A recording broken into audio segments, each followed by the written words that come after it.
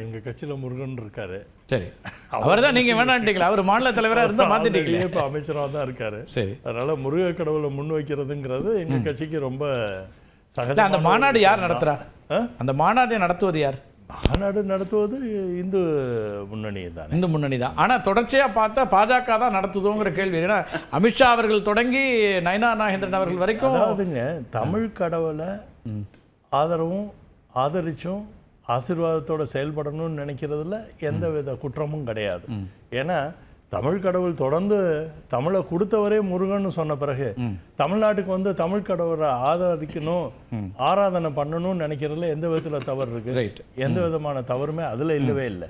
மெயினாக வந்து பாரதிய ஜனதா கட்சி இவங்க அண்ணன் சொல்றபடி இதை வந்து வேற பார்வை, ஒரு பார்வை இருக்கு. அவங்களோட பார்வை, பீட்டர் அண்ணனோட பார்வையில ஒரு பார்வையை இன்னைக்கு பொசிஷன் பண்றாரு. அவர் தொடர்ந்து என்ன சொல்ல வர்றாருன்னா, ஆக்சுவலா அவர் வந்து ஒரு பூச்சாண்டி காமிக்கிறார். யாருக்கு? இபிஎஸ் அவர்களுக்கு.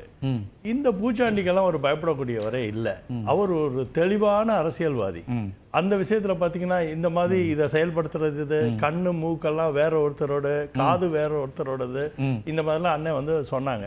நான் அந்த பிரச்சனைக்கே வரல. சரி, நான் ஒன்று இதில் என்ன சொல்ல விரும்புகிறேன்னா, அவங்க அமித்ஷாஜியோட வருகையிலேருந்து என்னோட விருப்பத்தை நான் என்ன சொல்ல விரும்புகிறேன்னா, அமித்ஷாஜியை அண்டர் எஸ்டிமேட் பண்ணக்கூடாதுங்கிறது அரசியல்வாதி எல்லாருக்குமே தெரியும்.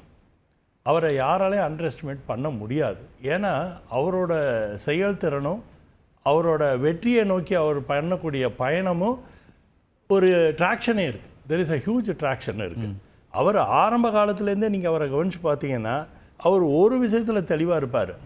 அமைப்பு ரீதியாக, ஒரு கட்சியோட அமைப்பு ரீதியாக அந்த அமைப்பை வழிபடுத்தினால்தான் அந்த கட்சி சிறப்பான ஒரு அமைப்பில் வெற்றி அடையுங்கிறத புரிந்த ஒரு மனிதர்.